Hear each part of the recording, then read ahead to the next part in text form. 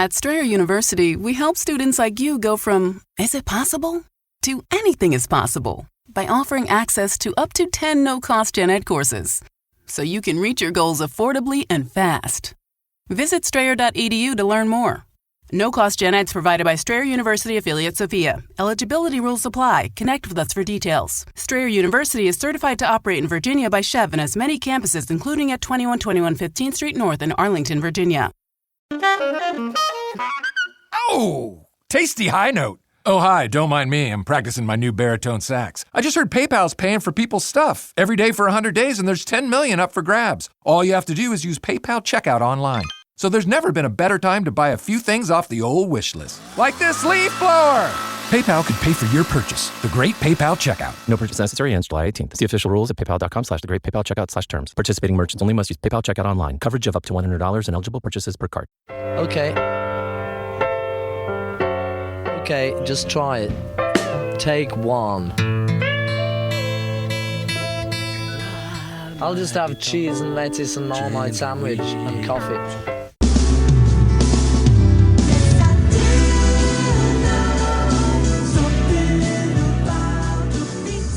Hello and welcome to episode 239 of Something About the Beatles. We've been kind of on a roll lately in terms of productivity and getting shows out. I'm trying to adhere to this 3-episode per month schedule, or one every 10 days. And hopefully it's not too big for you guys all to keep up with. But I think that once you get a system down, it's hard to step away from it. And I may take a break at some point. But on the other hand, I did record a lot of content in the past week. And that will probably be taking us at least through October, with still more shows that have been delayed that were proposed to be taped due to various reasons. But lots of stuff. And to return back to something that came up, about a month or so ago when I'd asked you guys to send in questions. You guys sent in a ton of great things, and clearly some of it's going to take a bit of work to research down. There's things I can speak to off the top of my head, and there's things that, wow, I need to see if I can come up with better answers for this stuff. So working on that. Working on some other stuff as related to that question I'd put out there about a civil law lawyer. Got some great responses from you guys, so that will be coming. I got a listener who was at Glastonbury. We're going to get that story. I haven't quite nailed it down yet, but somebody stepped up, so I'm happy to have that. Got some other Beatle Witness event encounter stories come my way, going back some decades, and that's great. I'm really wanting to keep this thing rolling, so that will be coming. So in an array of platforms and venues and outlets, there will be lots of content continuing to come. It's funny when you ask for something, how people will step up and oblige you. And there's been tons of great stuff. So keep it coming. Keep it coming. Also, some other people reaching out to me, volunteering themselves as guests on the show, which is also really cool. Some names that may be familiar to you. There's going to be, there's in the works now. There's a popular guest who's been on the show a number of times, hadn't been on in a while, was taking a bit of a break, coming back, got that show coming up. Got another returning guest, very popular guest, somebody in Beatle World, who's been on the show twice, coming back to discuss another sort of oblique intersection related to Beatle World, post-Beatle World actually, that he wants to discuss and I want to ask him about because I think it's fascinating. So the thing to know if you're new to the show is that I don't limit discussions or interviews or topics strictly to Quarrymen through 1970.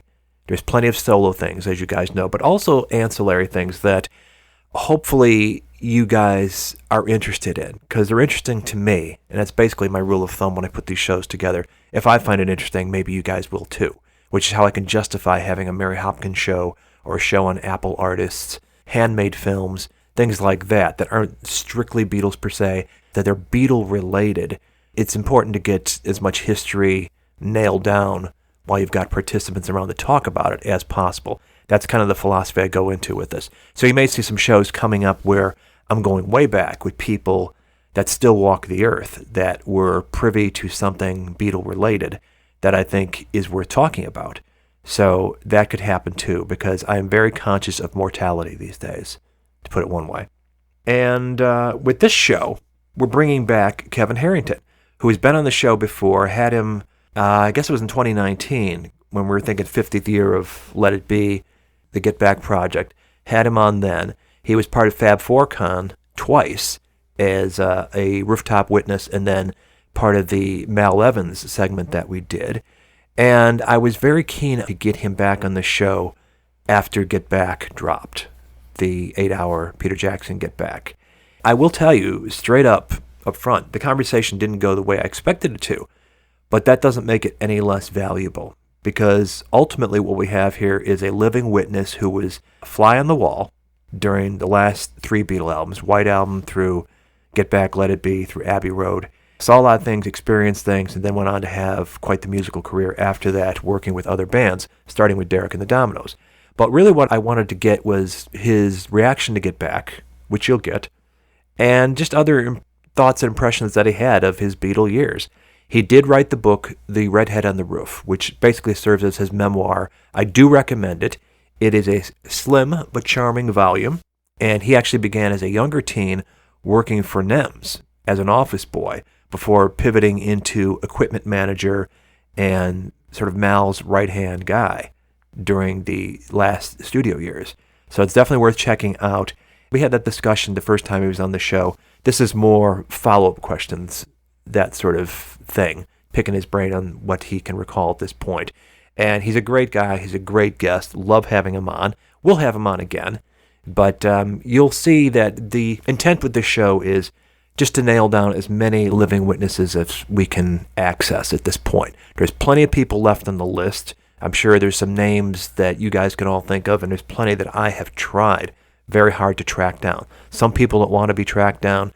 There are people who are connected to other guests on the show that they've said they would put me in touch, and sometimes it happens and sometimes it doesn't. So all I can do is just keep on keeping on and hope all that happens. So we'll see. But I'm not giving up. The biggest takeaway is that lots of shows coming. I've basically got the rest of the year plotted out, and there are things that come your way that you can't anticipate. And so far, lots of good things are starting to come to fruition, I will tell you that. This show is brought to you by BetterHelp, and hopefully you guys are checking out their site and also the deal that they have for SATB listeners, 10% off your first month of treatment.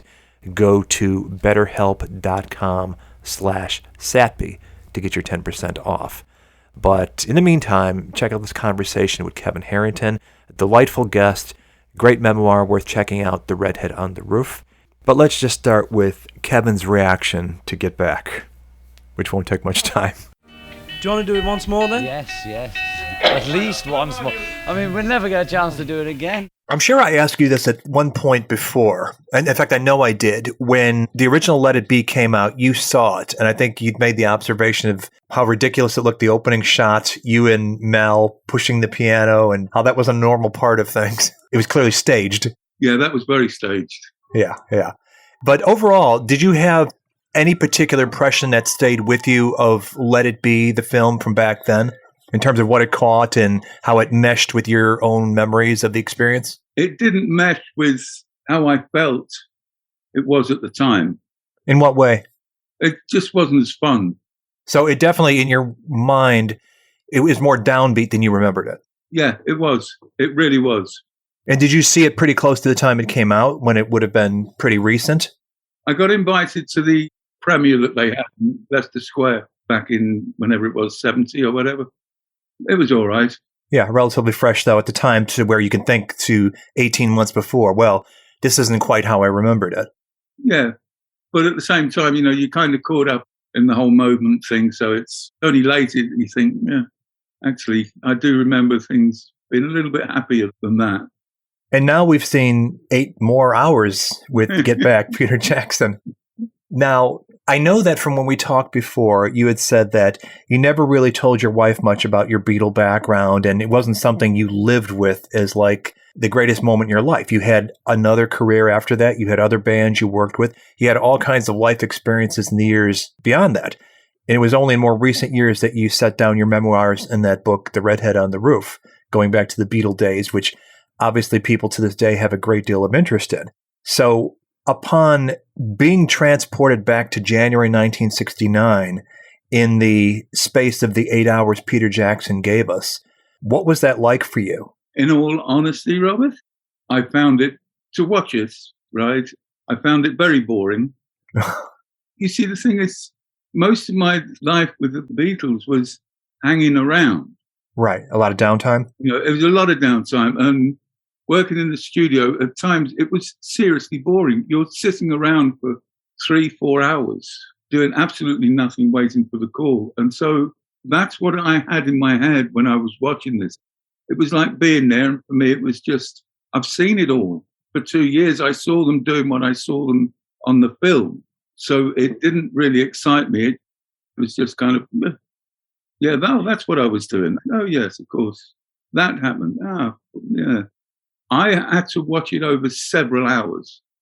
Those 8 hours took me, all in all, about a week and a half to watch, because I just had to keep stopping. But in the end, to be honest with you and your listeners, I fast forwarded a lot of it because I wasn't really interested in the conversation that all of you guys are interested in. To me, I'd heard them once and was there, and I watched it all happening and watched 3 albums happening the way you guys watched that album happening. So it wasn't really a great excitement to me, I must admit. It was just looking back on what an 18, 19-year-old did. It seems like what it was doing was bringing back to you, even without you seeing it, because obviously he didn't put the 4 hours of tedium on the screen in between the good bits. But that's what grabbed you, being put back into that situation, seeing yourself, seeing the room. Immediately, your brain transported you back to, oh, God, all that downtime. Yeah. But at the same time, you're looking at what they're asking of you or what you're doing up on the screen. And it's, the classic is when George left. Until I saw the film this time around, I didn't know I was standing right next to him when he left. I'd forgotten all about that. In my mind's eye, I was on the other side of the studios. And a lot of that, I realize now, is to do with I never got involved with their conversations. So I'm sort of thinking of, in my mind's eye, there's something happening that I can see, which is George putting his coat on, to my brain going, well, that must have been when he left. And that's what I put in the book. I didn't know what was going on because I was a long way away. But then to see the film, and I'm actually standing right next to George, and I don't even remember that. That was pretty mind-boggling, I must admit. That one, I was that near, and it didn't even twig, But it was just one of those things with the Beatles, no matter what they said or did, that initial thing never impacted me because they're just having a conversation. So I only get involved when it's Kevin or I hear an instrument mentioned or whatever. So I just kept out of all of that. You're focusing entirely on your job and what's required of you and nothing else. Yeah, but at the same time, I wasn't in that position as a confidant. I was trusted, but I was never spoken to about policy or anything like that. It was just, here I am. What do you want me to do? Don't ask me what you think I should. They never ask you to weigh in. Kevin, what do you think of this lyric? Is there a better word we can use? Yeah, that's right. Yeah. But that could happen with Mal. Right. But not with me. I couldn't never see that happening. And so Mal picked it up, what George was saying and everything, because he was always conscious of what their conversations were about, where I just heard, but I never listened really. So at this distance, the entire situation, as you reflect back on it, the overriding sense you get is the tedium, the long periods being on call and not being tasked with anything. Were you aware of that in the moment as it was happening, or was there still some sort of buzz about, oh, I'm 18, 19 years old, I'm working in the studio with the Beatles, this is cool, or it was like, it's just another day at work? It was just another day at work. It's, you know that you're going to go into the studio at 6:30. You're going to set up. You know that they're going to turn up in between 7 and 7:30. By 8 o'clock, they'll be sitting down going through whatever, as you will see on the film.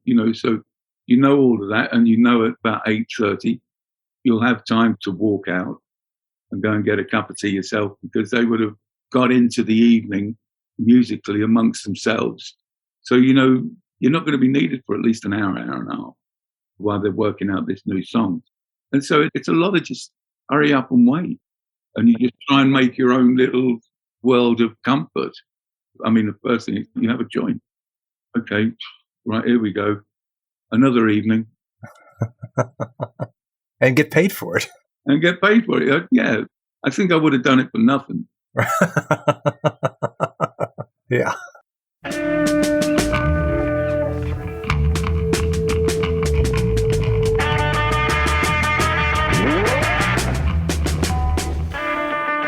Have extra on the first one, sorry. Helter Skelter.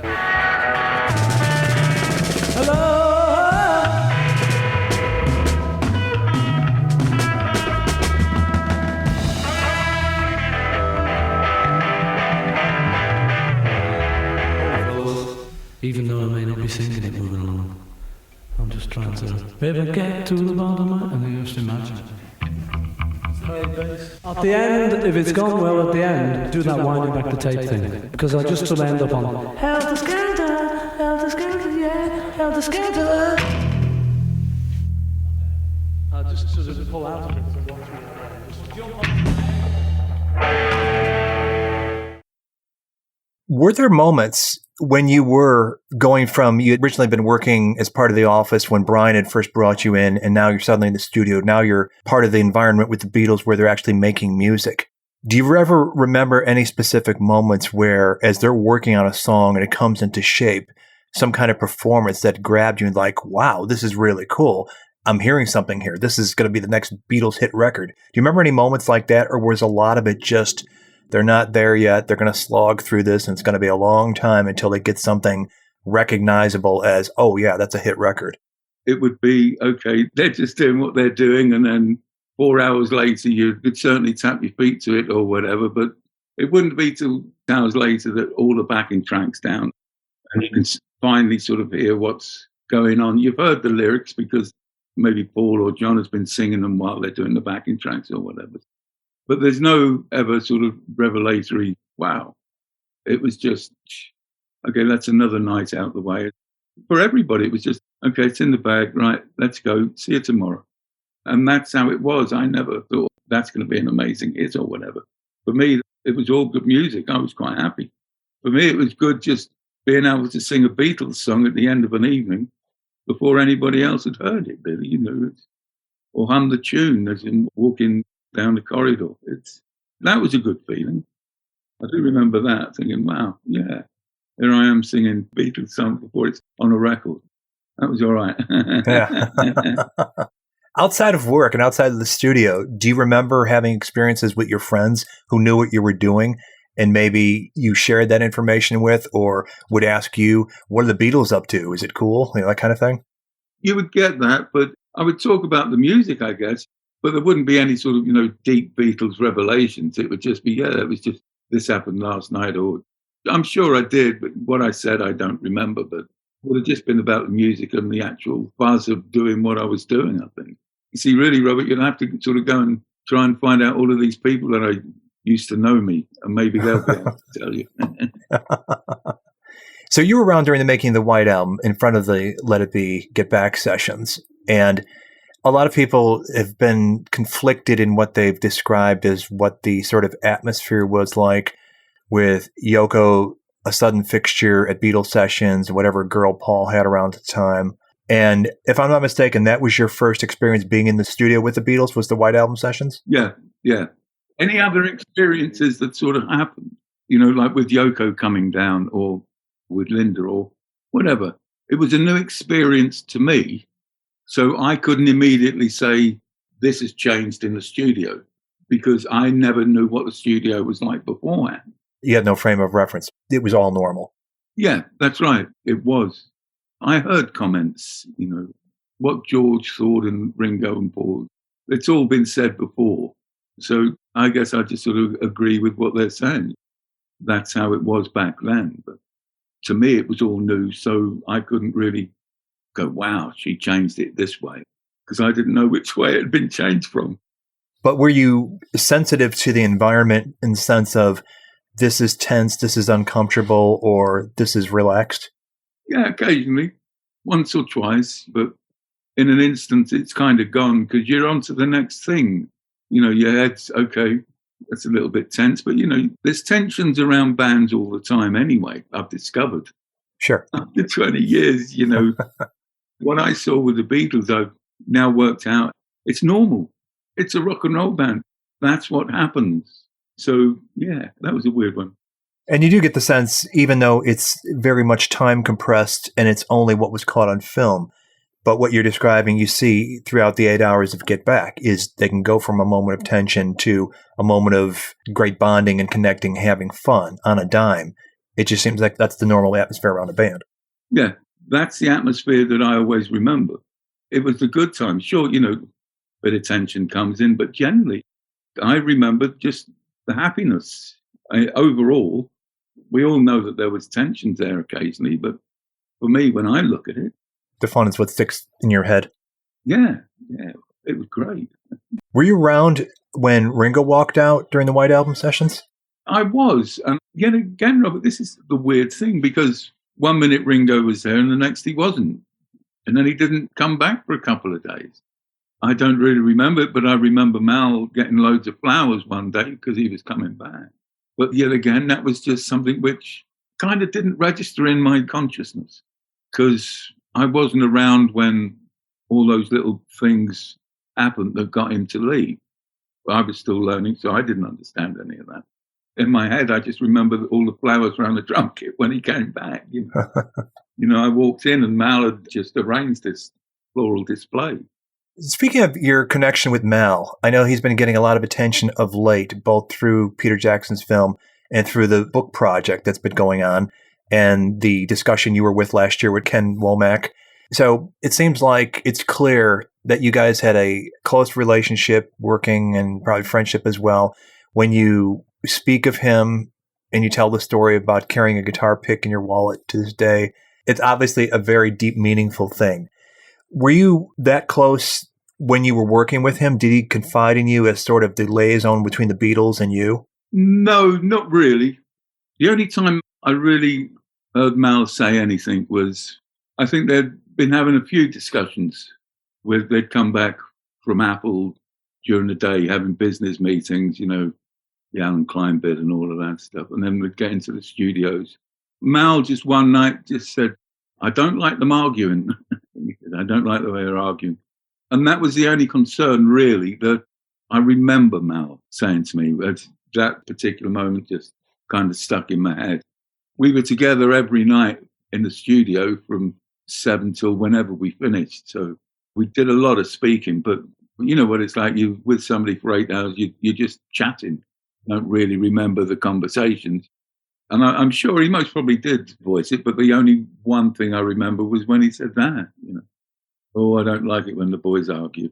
Do you remember how you reacted to that? Like, was it something telling you something you already kind of knew, or, oh, wow, things are reaching that point that even you're commenting on it? No, that didn't consciously enter into my head. But yet again, it could have done. But sadly, when I left the Beatles, all of that just went away. So all of those memories, all those little stories that I would have had kind of just disappeared because I was on to the next trip. After the Beatle years, were you guys crossing paths as he was trying to make his way as a producer and you were working with other bands? No, that's the thing. When you go on the road, you really don't see anybody. It's when you come back off the road and you get open your address book, and if you're that way inclined, then you'll ring up old friends and things. But I was so busy trying to work. But then I got a phone call from Mal to do the concert for Bangladesh. So that was a good one. That was nice. But that was one of the few times I saw him after we left. I'm sure I saw him a couple of times because I worked for Wishbone and we did some recording at Apple. Would he have been around Apple after the Beatles split? Yeah. Okay. Yeah, so that was a bit weird. Oh, how so? Just being back at Apple, just being in the studio. Oh, it's the memories of what you experienced there? Yeah, just being there. Yeah, it was just kind of weird. And not really feeling free enough to go upstairs to the office because I wasn't a part of it. Once you leave, you go upstairs, you say hello, and then you can't, after, a week, you can't sort of be going up there just to hang around, just having a chat and a cup of tea, which is what I used to do. But yeah, so no, Mal and I, it's just one of those things, you just don't see people when you're touring. So you're working at Apple Studios with Wishbone Ash. Did they have any particular awe of their environment from being there where the Beatles had done so much? I think they might have done. But you'd have to ask them. Uh-huh. You stay in touch? No, I haven't seen anybody for years. I saw Andy Powell about 4 years ago, but that's about it. And for the sake of the listeners that haven't read your book yet or heard any other interviews with you, after the Beatles, Wishbone Ash was one of the acts you went on the road with. And what were some of the other acts? Well, it was Derek and the Dominoes, which is in the book. Wishbone Ash, Ted Nugent, Tina Turner, Cheap Trick, Mother's Finest, Motorhead, loads of cabaret stuff like Matt Monro, Petula Clark. I did 2 years in cabaret in the Middle East. So wow, I did some weird stuff. Yeah, Kid Creole and the Coconuts, Steve Harley, Cockney Rebel. Did I say Cheap Trick? You did, yeah. They're local boys here. It's almost I'd have to look at the list and go down it. But yeah, there was a lot of touring. Did your status as somebody who'd worked with the Beatles and was prominently seen in the Let It Be film, when you're working with these bands, did they know you upon meeting you as oh, that guy? No. I mean, I'm sure the people that I was working for, like the agents and the management that I was working for, that were getting me these jobs with these bands, I'm sure they would have said it, but no, it was almost always the previous band that you've been touring with. So you spoke about it, but you never really. I think a lot of people sort of, because I didn't just come in and go, hey, I work for the Beatles, da-di-da-di-da, and this is what I did. I never said anything. Right. I don't see you doing that. If somebody said, oh, you work for the Beatles, yeah, it wasn't sort of worn on your sleeve. Yeah, it was just another band that I worked with. Right, just another band. Cheap Trick is a local band from where I am in Chicago. Oh, is it? Yeah, up the road in Rockford. I've probably seen them more than any other band I've ever seen because they just are around, But they are a band that has a lot of Beatleisms to their work. And as you probably know, Rick Nielsen and Bunny recorded with John Lennon in 1980. So they almost certainly would have known who you were. It's interesting to me if they would have cornered you and sat you down. So tell us what it was like. I could see them doing that. I'm sure they did. Yeah. But I just don't remember it. It's just one of those, Robert. These things are fleeting and you speak to so many people about it, not in depth, but it always comes up. And I'm sure I did because everybody wants to know. And it's always, well, what do you want? You want the short version or do you want the long version? Yeah, so they normally just get an appraisal of the short version because you just don't have time to tell people what it was really like. You can only go, it was fantastic. I had a great time. Sorry, but I've got a show to do, and then you're away or I've got to go and I've got to get a flight. So it was difficult and sometimes it was embarrassing because you've got to sort of shoo them off. Not deal with the fanboys. Yeah. Funny, I've got a pair of Bunny's drumsticks. Oh, yeah? Yeah, the big 3-footers? Yeah. Play with at the end of the show. Right. Good night now. Yeah, it took me a week to get him off and to persuade him to leave them to me when he went back to America. Yeah. Yeah. They're like baseball bats. Yeah, they are. Yeah, right. A bit of hickory. Yeah. Yeah, he comes. There's a drum show they do every year around here, so I usually see him there. I doubt if he'll remember me, except unless I'm the one he remembers giving his drumsticks to. Yeah, I'll mention it next time. Say hello to him. Yeah, for sure. So last year when we did the event, you were part of two segments, one being with the Mel Evans bit, and then the other one being talking about the rooftop with Chris O'Dell and Alan Parsons. And it was really nice to see you and Alan reconnect after clearly you guys had memories of working together. And that was one of the fun aspects of the thing. So you remember him pretty well at the level you were working as he's tape op and you were assisting Mel? The weird thing, Robert, I couldn't honestly place Alan in my head, but I know that we worked together. Uh-huh. So there's a bond there that I know I made him loads of tea. So there's just a bond there, but it was a weird one. It was good. It was nice seeing him. Just, oh yeah, okay, excellent. Another one that made it good. Yeah. But outside of two ships passing, you didn't feel a deeper friendship beyond that? No, because it's a working relationship. You know, he's working for EMI as a tape op, and I'm the roadie. So, yeah, no, you chat and you have cups of tea, and then he goes upstairs to do his job, and I sit down and wait to do my job, and then at the end of the night, clear up or whatever, and then see in the morning, and then it just happens again. He's up near his machines going, I'm downstairs going, and so that was the life. Yeah. We bond forever over that. It was all right. John Leckie has been on the show a few times. Do you remember being around him? Another tape op? Which album was he on? So he joined EMI in early 70, and he did a bit on Sentimental Journey and on McCartney, but then he worked on Plastic Ono Band and All Things Must Pass. I'm sure we did, but it's one of those. Sure. Okay. And then he went on, of course, that fabulous career as a producer with Stone Roses and Radiohead. There you go. You see, it's yet again another EMI success story. Yeah, for sure. Yeah, they churned them out, you know. Yeah, absolutely.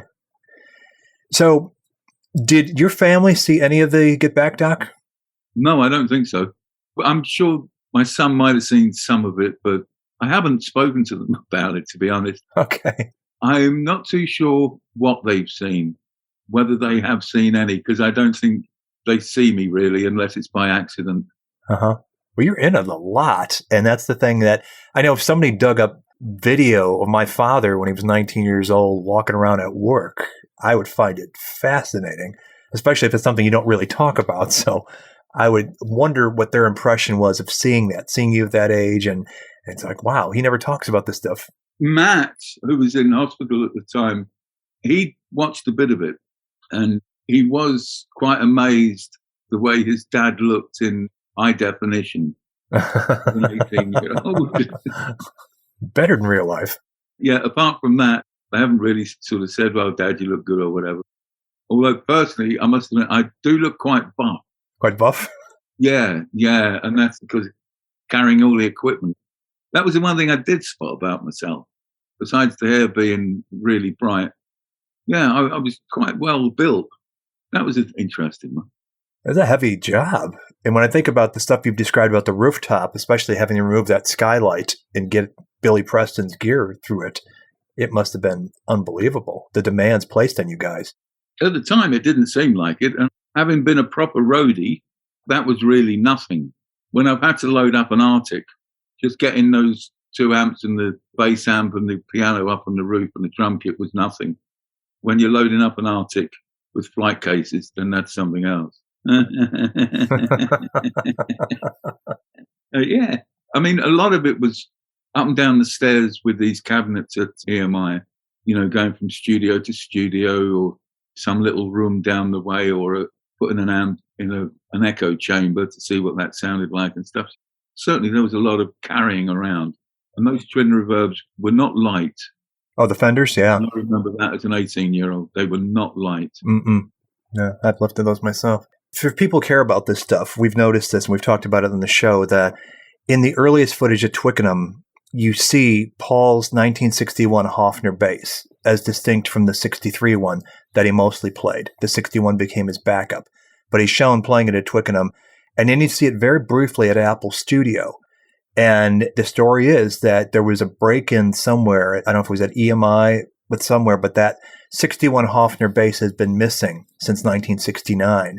And apparently some other stuff was taken too. Do you know anything about that? Don't remember anything about that. Yeah, because I would think it would have been kind of a big deal, but it's something that in recent years, there's been movements trying to get Paul reunited with that bass because some people think they know where it is and where it ended up and all that stuff. I do not even remember it going missing, to be honest. So when you think about those years, and you've had time to think about it when you wrote your memoir, and I'm certain since Get Back, you've probably been reached out to by a lot of people wanting to get your impressions of it. Is there any particular memories that you've been carrying around these years that stand out of that period? Not just Get Back, but just the Beatles generally? The biggest one is kneeling in front of John. That's ridiculous. That must be the one you get asked about the most. Well, this is another one, Robert. In my book, I say that John wanted a music stand. We didn't have one. So I just became a music stand. In the film, he's actually asked me if I could hold the lyrics. Well, I didn't remember that. So that's why I became a music stand, because John asked me to hold the lyrics, whereas I always just assumed that we didn't have a music stand, so I just got down on my knees. And that was a revelation to me. Okay, good. As was the moment when George walks out and you thought you were across the stage and you were actually right next to him when it happened. Yeah, that was bizarre. But yet again, that only sticks in my mind now because I saw it on the film. All this original stuff, everything sort of sticks out. What's the next one? All I want. I'll have to get the words. So you're talking? Just ask Mal to hold him. Yeah. Kevin, come here.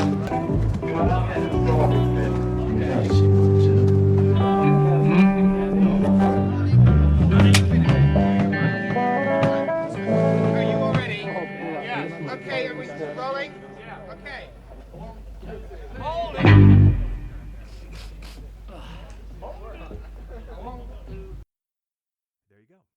My brain is full of these small little visual stories that this happened. I remember that, but that only lasted 30 seconds. Or, I remember that. Oh, that's a 10-second memory, and then you've got the kneeling in front of John, who's the one, and sitting down with George when I first started on the Double White album. That's always a brilliant memory for me. I love that one. Can you describe that one to the listeners? Yeah, it was my first night as being a roadie, my first night of working down in the studios, and I was kind of nervous. So I was hiding behind a monitor, studio monitor, and George was just on the floor, just playing a guitar, and he spotted me and he said, "Kevin, come on over, sit down, let's have a chat." And so I sat down and we chatted for about 10, 15 minutes, and it was lovely. After that, yeah, okay, this is not going to be as bad as I thought maybe. So it kind of just relaxed me, yeah, that was okay. I'd spoken to them before at Apple in the office, but only as an office boy going, "Here's this that you asked for," or, "Yeah, I can get that for you," or whatever. And so just to sit down in the studio on the floor with George, just chatting about where I'd come from and what I'd done. And we'd discovered that we'd both ridden the same sort of bikes, which are delivery bikes with a big basket on the front. Whereas I think George used to deliver meat for a butcher's. I delivered loaves of bread for a grocer's to local hotels around where I lived in Holborn. So it was nice. It was that's a sweet memory for me because that gave me a nice relaxing in. Do you remember having similar talks with the others, or was it just George that made a point? I chatted with them all, I suppose. You do when you're sitting in a control room or there's only you and them or whatever. It's difficult to pinpoint, yeah, I remember speaking with John about this, or I remember speaking with Paul about it. I spoke with all of them every single day. What about? About what was in the paper, about the weather, about other musical bands. It's just whatever was coming up in an every single day ordinary conversation that anybody would have anywhere in the world. Right. Water cooler talk with their coworkers. Yeah, and that's how it was. If you're sitting there and he's sitting there, then you talk. If he's not reading the paper, of course, or whatever, you chat. That's what you do. They were wonderful to be with. They were regular boys. I've discovered regular musicians. Biggest rock stars on the planet, and they treated you like a friend, like anybody else would. Yeah. But as I said, Robert, what I've discovered in the next 20-odd years, they're just an ordinary band. They had the same hang-ups, the same problems, the same fun, the same laughs that every single band I think I ever worked with had. They were just a rock and roll band. They just happened to be the Beatles. In themselves, they were just four lads that like to play music together. That's how I see them. I don't see them as a big worldwide phenomenon, but I know that they are. In my head, they're just another band that I've worked for, having seen all these other bands over the years. In my heart, there's something definitely in there because of the experiences that I had as an 18-year-old. But I just see them as just another band that I worked for in reality. And I love it that way because they're just musicians. Probably exactly how they want to be thought of anyway. I should imagine so. I think I've heard them say that, but that's how I personally see them. Just some good musicians I really enjoyed working for. I don't think you could have done your job if you had them on a pedestal at that moment. Yeah, that's the other thing. I think maybe that's why Mal kind of realized that I wasn't a Beatles freak, I suppose. Right. That wouldn't have worked. I was just the red-headed guy that Mal had known for 2 years, or seen about for 2 years.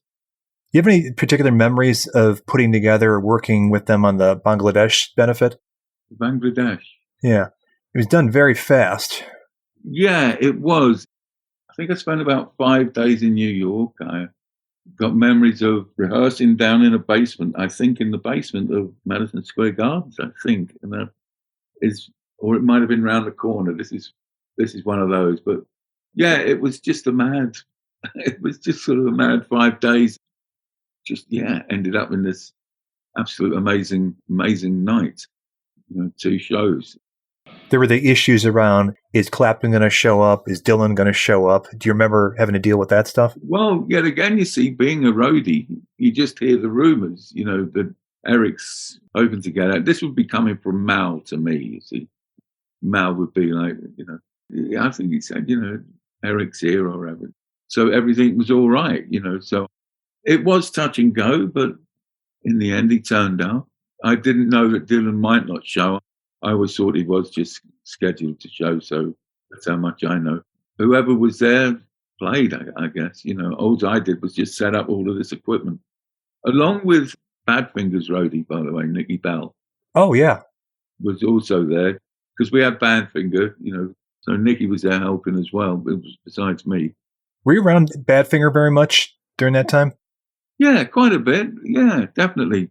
We'd see them when they came into Apple, and I'd maybe go out for a drink or two with the roadies. And yeah, they were just good. They were fun. Any particular impressions of them, musically or as people? No. Yet again, as far as I'm concerned, Robert, they were just a bunch of musicians. I was really then only learning about musicians and getting to grips with rock and roll music. So, yet again, they were just like a bunch of musicians. They were my age. They were fun. There was no hang-ups with them as far as I knew. They would come in, we'd have a laugh. They would go. I'd maybe go down to the studio because Mal's producing them or something. So I might sort of go and say hello to Mal and stay there for an hour or whatever. It was just loose. Yeah, they were lovely lads as far as I remember. Yeah, that's what I was wondering, because I knew that Mal had worked with them early on. If you were working with Mal, if you'd been privy to those sessions or just connecting with them generally. Just connecting with them generally, I think. When a band's got their own roadies, you don't really want to be a hanger-on, but sometimes, you can walk into a studio because everybody knows you. And that's how I felt. I could walk into a studio because everybody knew me, but it doesn't necessarily mean that you turn up. Right, sure. They're working. Did you have much in the way of interactions with Phil Spector when he was around? Yeah, a bit. Any impressions? Yeah, that was something else. Did his reputation precede him? Yes, it did. It did. There was kind of a bit of an expectation when we were told that he was coming. The one guy, he was mad, just like really up in the air. But the one guy I felt sorry for was his bodyguard, because Phil basically didn't sleep. So this bodyguard used to trail him behind Phil every night at about 7 o'clock. His eyes as red as beetroot, just like half open. You could see that all he wanted to do was just sleep. That's all he wanted to do was sleep. But Phil wouldn't let him because Phil was on the go and just this poor man. But yeah, Phil was all right. What I found was I was in the control room and I'm listening to this wall of sound. And all of a sudden, I'm like, hey, hear that? And I'm thinking, hear what? What did you hear? What was coming out of that wall that you heard? And it's just like, wow, how do you differentiate between all of that sound to one bum note? Where does that come from? It's just like, because I think that night, we had something like 8 guitars. in the studio. We had to go and try and get some session musicians from somewhere, and that was just one night. Hey, I need 8 guitarists. Mal, need 8 guitarists. Acoustic. Well, okay. So I think Mal came up with about 6, and I got a couple. I got one from Wishbone and one from Rupert's People. Bill, he was all right. I liked his company. This was during the All Things Must Pass sessions? Yes. Yeah, okay. Yeah. So 3 of them were probably Badfinger. Could well have been. I mean, they might have been gigging. I can't remember. I know we had a few session musicians. He was all right. Bit eccentric. But what an ear. Yeah. To be able to hear this bum note coming out of a wall is pretty spectacular. Were you at the Instant Karma session? No. Okay. Because I think that was the first time he came to EMI working with a Beatle, and that was January 70. I don't think I was, because it was Plastic Ono Band. Yeah. Well, George was there, and Billy was there, and Klaus was there. And I never had anything to do with Plastic Ono Band. And Mel was there, too. Yeah. I only got involved once with Plastic Ono Band, and that was when Mal rang me up and said, "Oh, we're doing a gig at the Lyceum, and we need a couple of amplifiers. Can you bring some down?" And I was like, "Oh, right, okay." Didn't even know John was playing. So that was getting towards the end of my tenure with the Beatles anyway. Because they'd broken up. Yeah, that was December of 69, and you had George there, and Keith Moon, and the Delaney and Bonnie troupe, and Clapton. Yeah. Yeah. I was only invited at the last minute just to bring some amps down. I was not needed. That was not Beatles. Right. Did you stick around for the show? Oh, yeah, just because I had to take the amps back. Any memories of that night? Only Yoko singing in a bag. Yeah, not impressed, but there you go. But I was young. Sure. I didn't know any better, Robert. No, Robert, it was just an amazing time for me. And on reflection, it is a shame that I can't remember more, because so much happened. But that's one of the problems. So much happened in those 2 years that I just couldn't absorb it all, really. It was so intense for an 18-year-old. I can understand now why I can't quite remember everything, because it was next day something's happening. You start something in the morning, and in the afternoon something's changed, and you forget about it because you're doing something new, and you're moving forward all of the time, and you forget what you've just done. And it's all extraordinary when you look back at it, and maybe because this was your normal, you don't see it as anything exceptional until you've had the years to look back in the life experience. That's the problem, you see. Everything that I can kind of clearly remember was exceptional, and everything else was kind of just the normal.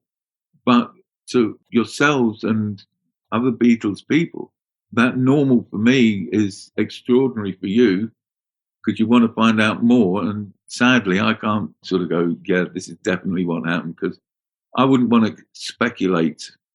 I've been held up once or twice because what I've said is factually incorrect. But I think I say in the book, actually, some of the details are not exactly, they did happen, but maybe just not in the way or in the timeline that I say in the book. So it was an amazing time, and I just wish I could remember more. But the guy I went with Derek and the Dominoes, the tour manager, Bruce McCaskill, during the tour, he said to me, Kevin, you should write a book. So this would be back in 71. And I think I said to him, no, I'll never write a book, because that's not what I was there for. But now I look back thinking, Jesus, if I'd written that book then, all the stories I would have remembered, it would have just come, it would have been a novel. So that's it, really. Well, what you do retain, you've got enough of the parameters in the framework. And if you want to let your mind fill in the details, you can still come up with that novel yet. Yeah, but it's the heart that's got all the parameters in there. It comes from the heart, a lot of it. I just wish up here could fill in a lot what the heart feels. Right. Something About the Beatles. Created and hosted by Robert Rodriguez. Sponsored by BetterHelp. Go to betterhelp.com/satbeat for 10% off your first month. Executive producer Rick Way. Title song by the Corgis.